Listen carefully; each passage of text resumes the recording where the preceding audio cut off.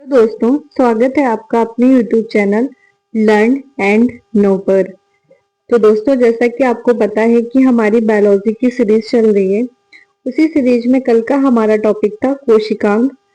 तो कल के टॉपिक में हमने सारे कोशिकांग तो कंप्लीट नहीं किए थे, तो बचे हुए कोशिकांग हम आज के वीडियो में कंप्लीट करेंगे। तो आइए दोस्तों, बचे हुए कोशिकांगों को कंप्लीट करते हैं और अपने टॉपिक की ओर आगे बढ़ते हैं। तो पहला कोशिकांग है हमारा दोस्तों गोल्गी काय। गोल्गी काय को इंग्लिश में हम गोल्गी बॉडीज के नाम से जानते हैं। तो सबसे पहले देखते हैं दोस्तों, गोल्गी काय कौन सी कोशिकाओं में पाया जाता है। गोल्गी काय केवल यूकैरियोटिक कोशिकाओं में पाया जाता है दोस्तों। कहाँ पर पाया जाता है, कैसी कोशिकाओं में? केवल यूकैरियोटिक कोशिकाओं में गोल्गी काय पाया जाता है। और इसकी खोज किसने की थी दोस्तों? कैमिलो गाल्गी नाम के वैज्ञानिक ने गोल्गी काय की खोज की थी। क्या नाम था साइंटिस्ट का? एक बार फिर से देखेंगे, कैमिलो गोल्गी। याद रखना है दोस्तों आपको ये कि गोल्गी काय की खोज करने वाले वैज्ञानिक का नाम कैमिलो गोल्गी था। अब हम इसके कार्यों को देखते हैं कि गोल्गी काय का कार्य क्या होता है। गोल्गी काय का कार्य होता है दोस्तों मुख्य रूप से कोशिका में यानी हमारे शरीर में ऊर्जा का परिवहन करना। क्या कार्य होता है दोस्तों? ऊर्जा का परिवहन करना। यहाँ से क्वेश्चन बनता है दोस्तों, यानी कि कोशिकांगों के कार्यों के बारे में आपसे पूछते हैं, तो आपको याद रखना है कि गोल्गी काय का जो कार्य होता है दोस्तों, उसका कार्य होता है ऊर्जा का परिवहन करना, हमारे शरीर में ऊर्जा को बैलेंस रखना। अगर किसी भी अंग को दोस्तों ऊर्जा की आवश्यकता है तो उसको जाकर के तुरंत देना, यानी कि तुरंत बैलेंस करना चीजों को। जैसे कि इसको हम क्या बोलते हैं? Traffic police. ट्रैफिक पुलिस का काम क्या होता है दोस्तों? कितनी भी भीड़ हो, कितना भी क्राउडेड एरिया हो, वो उसको क्लियर करवा ही देता है। ऐसे ही दोस्तों हमारे बॉडी में किसी भी अंग में कोई भी थकान हो, यानी कि उसमें ऊर्जा की कमी हो रही है, तो गोल्गी काय दोस्तों उसको तुरंत जाके ऊर्जा देता है, यानी कि ऊर्जा को बैलेंस करता है। आगे देखते हैं, इसका जो सिस होता है दोस्तों, इसका जो सिस होता है वो केंद्रक की ओर होता है। सिस हिस्सा इसका दोस्तों केंद्रक की ओर होता है। जो ट्रांस हिस्सा है वो प्लाज्मा झिल्ली की ओर होता है। अब अगले कोशिकांग के बारे में देखते हैं दोस्तों। अगला कोशिकांग है हमारा राइबोसोम। राइबोसोम की खोज की थी पैलेडे नाम के वैज्ञानिक ने। किसने की थी? राइबोसोम की खोज करता है पैलेडे नाम के वैज्ञानिक। दोस्तों पादप कोशिकाओं में राइबोसोम की खोज की थी रॉबिन्सन और ब्राउन ने। कब की थी? 1953 में। राइबोसोम दोस्तों हमारे आरएनए और प्रोटीन से मिलकर के बने होते हैं। किससे बने होते हैं? आरएनए और प्रोटीन से मिलकर के राइबोसोम का निर्माण होता है। इसका मुख्य कार्य प्रोटीन का संश्लेषण करना होता है। राइबोसोम का जो मुख्य कार्य होता है वो प्रोटीन का संश्लेषण करना होता है। राइबोसोम को ही हम कोशिका का प्रोटीन कारखाना कहते हैं। दोस्तों याद रखना है आपको, यहाँ से क्वेश्चन जरूर ही बनता है कि बताइए कोशिका का प्रोटीन कारखाना किसे बोलते हैं। तो कोशिका का प्रोटीन कारखाना हम राइबोसोम को बोलते हैं। राइबोसोम जो होता है दोस्तों, झिल्ली, जो राइबोसोम है इसमें झिल्ली का अभाव होता है, इसमें झिल्ली नहीं पाई जाती है। झिल्ली का अभाव होता है और ये सबसे छोटा कोशिकांग होता है। राइबोसोम कोशिका का सबसे छोटा कोशिकांग होता है। पर आपको यहाँ पर कंफ्यूज नहीं होना। अगर आपसे क्वेश्चन पूछता है कि बताइए सबसे छोटा कोशिकांग कौन सा है, तो आपको राइबोसोम पर आपका उत्तर होगा राइबोसोम। पर अगर पूछता है कि झिल्ली युक्त सबसे छोटा कोशिकांग कौन सा है जिसमें झिल्ली पाई जाती है, जबकि राइबोसोम में झिल्ली नहीं पाई जाती, झिल्ली युक्त सबसे छोटा कोशिकांग लाइसोसोम होता है। इसीलिए मैंने इसको यहाँ पर लिख दिया कि आप लोग बिल्कुल कंफ्यूज नहीं होना जरा भी। तो झिल्ली युक्त सबसे छोटा कोशिकांग लाइसोसोम होता है। राइबोसोम दो भागों से मिलकर के बना होता है। एक इसकी ये बड़ी इकाई होती है और ये छोटी इकाई। बड़ी इकाई में यूकैरियोटिक प्रकार की कोशिकाओं वाले जीव आते हैं और छोटी इकाई में प्रोकैरियोटिक प्रकार की कोशिकाओं वाले जीव आते हैं। यूकैरियोटिक कोशिकाओं में कौन से जीव आते हैं दोस्तों? यूकैरियोटिक प्रकार की कोशिकाओं में हमारे पादप, जंतु आदि आते हैं, जबकि प्रोकैरियोटिक प्रकार की कोशिकाओं में बैक्टीरिया वगैरह आते हैं। यहाँ पर इसकी यूनिट भी देख लेते हैं। एस का मतलब होता है दोस्तों, इसकी जो यूनिट है इसका फुल फॉर्म है स्वेडबर्ग यूनिट। क्या है दोस्तों? Svedberg unit. बिल्कुल एक एक चीजें क्लियर मैं करती चली जा रही हूँ, आपको किसी भी तरीके से कंफ्यूज नहीं होना। अगला कोशिकांग है हमारा लाइसोसोम। अगले कोशिकांग का नाम है दोस्तों लाइसोसोम। इसकी खोज की थी डे डियोवे नाम के वैज्ञानिक ने। किसने की थी? डे डियोवे नाम के वैज्ञानिक ने। आगे बढ़ते हैं। लाइसोसोम यूकैरियोटिक कोशिकाओं में पाया जाता है। कहां पर पाया जाता है? यूकैरियोटिक कोशिका में लाइसोसोम पाया जाता है। पीछे मैंने बताया था कि लाइसोसोम झिल्ली युक्त सबसे छोटा कोशिकांग है, और जिसमें झिल्ली नहीं पाई जाती, यानी कि जिसमें झिल्ली का अभाव होता है, वो सबसे छोटा कोशिकांग कौन सा है? राइबोसोम। और झिल्ली युक्त सबसे छोटा कोशिकांग लाइसोसोम। अब हम लाइसोसोम के कार्य देखते हैं। लाइसोसोम करता क्या है? तो लाइसोसोम दोस्तों कोशिका के अंदर पाचन का कार्य करता है। क्या करता है दोस्तों? कोशिका के अंदर पाचन का कार्य करता है। मान लीजिए दोस्तों कोशिका का कोई कोशिकांग, यानी कोशिका के अंदर तो बहुत सारे कोशिकांग पाए जाते हैं। तो मान लीजिए माइटोकॉन्ड्रिया खत्म हो गया, मर गया दोस्तों। तो माइटोकॉन्ड्रिया मर गया तब उसका क्या होगा? तो जो लाइसोसोम होता है दोस्तों उसको पचा के खत्म कर देता है। कोई भी जो अंग है कोशिका के अंदर का, वो अगर डैमेज होता है तो लाइसोसोम उसको पचा के खत्म कर देता है। तो लाइसोसोम का काम क्या है दोस्तों? कोशिका के अंदर पाचन का कार्य करना। इसमें क्या होता है? जल अपघटक एंजाइम पाया जाता है लाइसोसोम के अंदर दोस्तों। तभी ये क्या करता है? पाचन का कार्य करता है। क्या पाया जाता है? जल अपघटक एंजाइम। आगे बढ़ते हैं।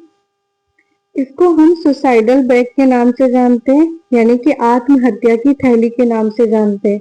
जैसे कि दोस्तों मान लीजिए कोशिका के अंदर जितने भी अंग हैं, उन्होंने कहा कि हम सारे कुछ भी नहीं काम करेंगे, वो सारे डैमेज हो रहे हैं दोस्तों। तो ये क्या करता है कि खुद को ही फाड़ देता है बीच से, और सारे जितने भी डैमेज अंग होते हैं दोस्तों उन सबको खत्म कर देता है, यानी पचा के उसको खत्म कर देता है। इसीलिए इसको हम क्या बोलते हैं? आत्महत्या की थैली। इसको एटम बॉम्ब के नाम से भी जानते हैं। और क्योंकि दोस्तों ये सफाई कर्मचारी, यानी कि सफाई कर्मचारी का ही काम कर रहा है, यानी कि जो मरी हुई ऑर्गेनल्स हैं उनको खत्म करता है, तो ये सफाई कर्मचारी का काम करता है। इसको सफाई कर्मचारी के नाम से भी जानते हैं। आगे बढ़ते हैं। अगला कोशिकांग है हमारा रिक्तिका। अगला कोशिकांग है दोस्तों हमारा रिक्तिका, जिसको इंग्लिश में वैक्यूल्स बोलते हैं। और रिक्तिका का एक नाम दोस्तों रसधानी भी है, आपको याद रखना है।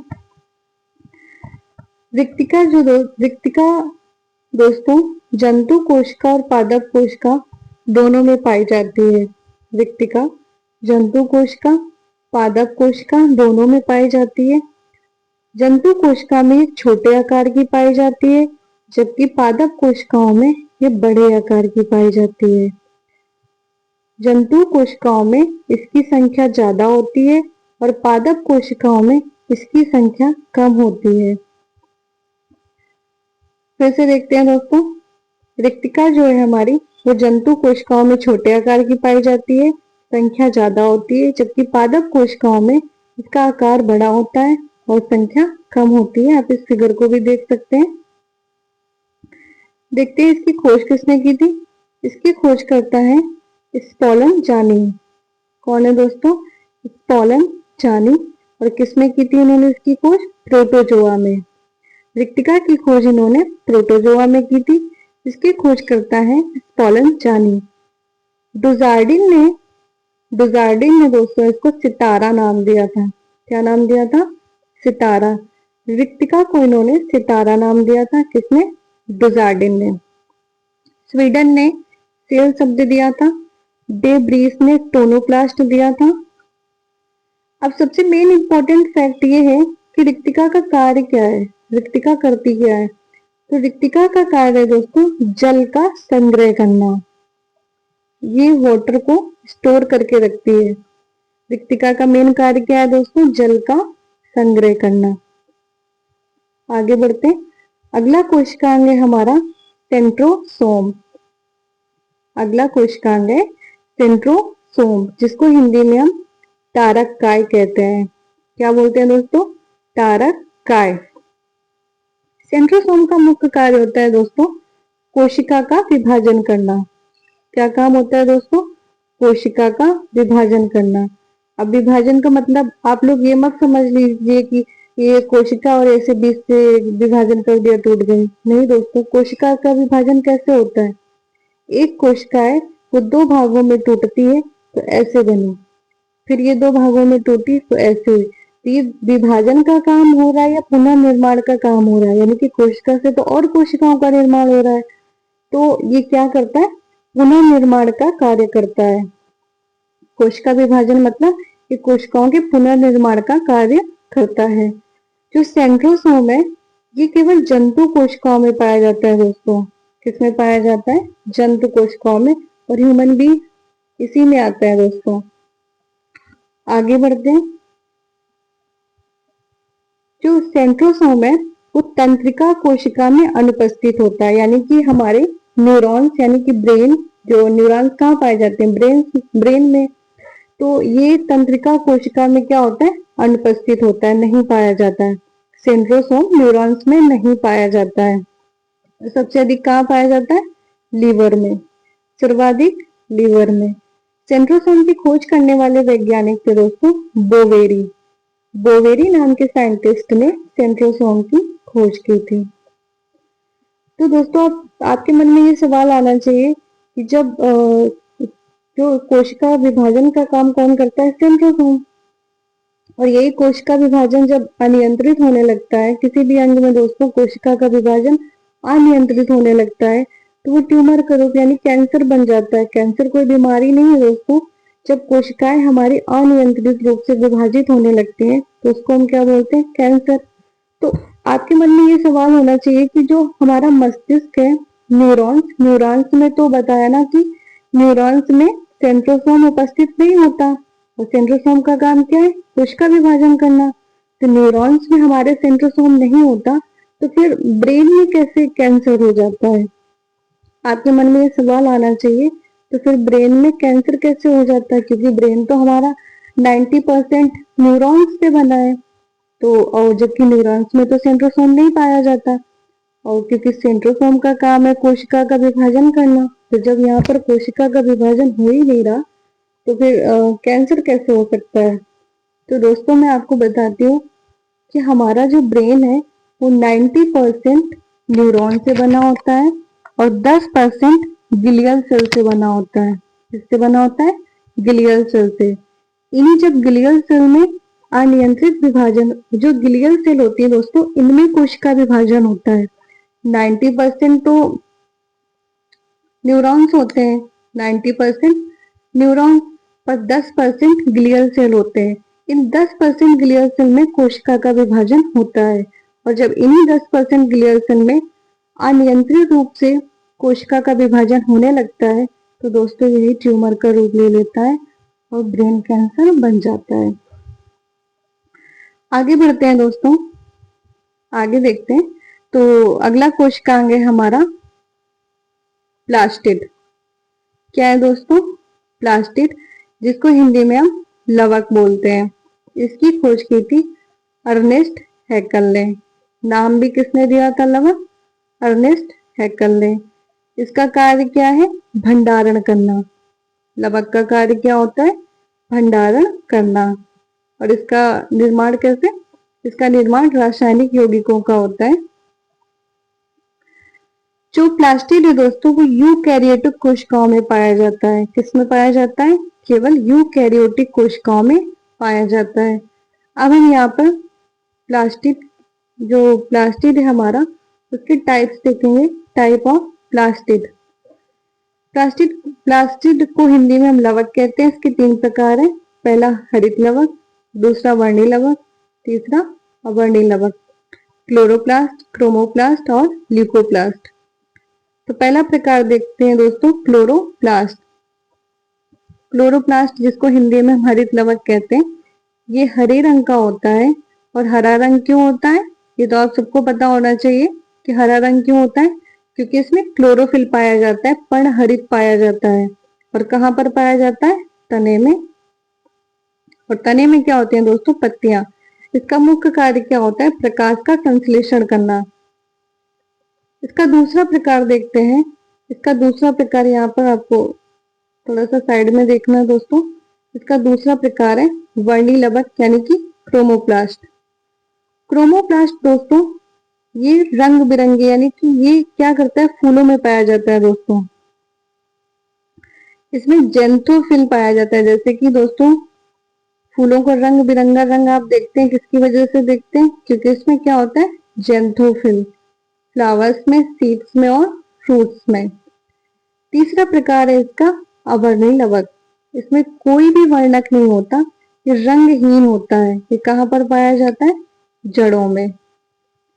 ठीक है दोस्तों, आगे बढ़ते हैं। हम यहाँ पर क्लोरोप्लास्ट का स्ट्रक्चर देखेंगे। पहले तो हम ये देखते हैं कि क्लोरोप्लास्ट की जो मोटाई है, एक बार इसको सरसरी नजर से देख लेते हैं। इसकी मोटाई दोस्तों 102 माइक्रोन होती है। और इसका व्यास भी दोस्तों 5 से 7 माइक्रोन होता है। अब इसका स्ट्रक्चर हम देखते हैं। ये क्लोरोप्लास्ट का स्ट्रक्चर है दोस्तों। इसमें 2 तरीके की झिल्लियां होती हैं दोस्तों। ये एक बाह्य झिल्ली है और ये एक आंतरिक झिल्ली है। ठीक है ना दोस्तों। और ये है अंतःस्थानु। और आपको दिखाई दे रहा होगा स्ट्रोमा। ये जो आकृति दिखाई दे रही है स्ट्रोमा। और ये थैलेकाइड और ये ग्रैनम। आइए ये होते क्या है, इनके बारे में डिटेल से देखते हैं। सबसे पहले यहाँ पर हमें क्या दिखाई दे रहा है, ये हम देखते हैं पहले स्ट्रोमा। स्ट्रोमा क्या होता है दोस्तों, स्ट्रोमा दोस्तों अंदर का तरल पदार्थ है जिसमें एंजाइम, डीएनए, राइबोसोम आदि होते हैं। दूसरा क्या है, थैलेकाइड। थैलेकाइड क्या होता है, ये झिल्ली से बने छोटे छोटे थैले होते हैं। आप देख सकते हैं यहाँ पर फिगर में, फिर से मैं आपको दिखाती हूँ फिगर। थैलेकाइड क्या बताए कि झिल्ली से बने छोटे छोटे थैले होते हैं। आप देख सकते हैं दोस्तों यहाँ पर फिगर में। तीसरा क्या है, ग्रैनम। ग्रैनम ये क्या होता है, ये थैलोकॉइड झिल्लियों का ढेर या समूह होता है। क्या होता है दोस्तों, ये थैलोकॉइड झिल्लियों का ढेर या समूह होता है। ये दोस्तों अवर्णी लवक के टाइप्स हैं कुछ, एक सरसरी नजर से देखते हैं। एमाइलोप्लास्ट, इसका काम होता है कार्बोहाइड्रेट भंडारण करना। प्रोटीनोप्लास्ट, इसका कार्य होता है प्रोटीन का भंडारण करना। और एलियोप्लास्ट, इसका कार्य होता है वसा तथा तेल का भंडारण करना। आगे बढ़ते हैं दोस्तों। अगला और अंतिम कोशिकांग है हमारा इंडोप्लाज्मिक रेटिकुलम, जिसको हिंदी में हम अंतःप्रद्रव्ययी जालिका, जिसको शॉर्टकट में हम ER पढ़ते हैं। दोस्तों इंडोप्लाज्मिक रेटिकुलम की खोज की थी कीथ पोर्टर, क्लाउड, फुलम नाम के साइंटिस्ट ने। साथ इनका ग्रुप था दोस्तों। कौन कौन से थे, कीथ पोर्टर, क्लाउड और फुलम। एंडोप्लाज्मिक रेटिकुलम कि यूकैरियोटिक कोशिका के साइटोप्लाज्मा के भीतर पाए जाने वाले झिल्लियों का एक ट्यूबुलर नेटवर्क होता है। क्या होता है दोस्तों, थोड़ी सी भाषा कठिन लग रही होगी आपको, अभी आसान भाषा में भी समझाऊंगी। एंडोप्लाज्मिक रेटिकुलम यूकैरियोटिक कोशिका के साइटोप्लाज्मा के भीतर पाई जाने वाली झिल्लियों का एक ट्यूबुलर नेटवर्क है। दोस्तों आप यहाँ पर फिगर में देख सकते हैं, ये फिगर आप देख सकते हैं दोस्तों। यहाँ पर आपको दिखेगा जो एंडोप्लाज्मिक रेटिकुलम है दोस्तों, इसके ये 2 भाग आपको दिखाई दे रहे होंगे। 2 प्रकार का है दोस्तों ये एक भाग ये है और एक भाग ये है। इधर वाला भाग कैसा चिकना है, स्मूथ है, और इधर वाला खुरदुरा है। तो दोस्तों ये दो प्रकार का होता है, चिकना यानी कि चिकनी परत वाला एंडोप्लाज्मिक रेटिकुलम और खुरदरी परत का एंडोप्लाज्मिक रेटिकुलम। तो दोस्तों जो चिकना वाला है इसमें राइबोसोम नहीं होता, अब्सेंट होता है, आपको नहीं दिखाई दे रहा होगा, इसमें राइबोसोम अब्सेंट होता है। जो चिकनी परत है दोस्तों वो क्या करते हैं, वो वसा का निर्माण करता है, लिपिड का। जो स्मूथ एंडोप्लाज्मिक रेटिकुलम है इसमें राइबोसोम का अभाव होता है और ये वसा का निर्माण करता है। जो रफ एंडोप्लाज्मिक रेटिकुलम होता है, जो खुरदुरा अंतःप्रद्रव्यी जालिका होता है दोस्तों, इसमें राइबोसोम उपस्थित होता है और ये प्रोटीन का निर्माण करता है। अब आप ये मत समझ लीजिएगा कि इंडोप्लाज्मिक रेटिकुलम प्रोटीन का निर्माण करता है, जी नहीं, इसमें क्या लिखा है, राइबोसोम। क्योंकि इंडोप्लाज्मिक रेटिकुलम के जो खुरदुरा भाग है, इसको देखिए दोस्तों, ये जो खुरदुरा भाग है यहाँ पर ये राइबोसोम है और राइबोसोम का काम क्या होता है, प्रोटीन का निर्माण करना।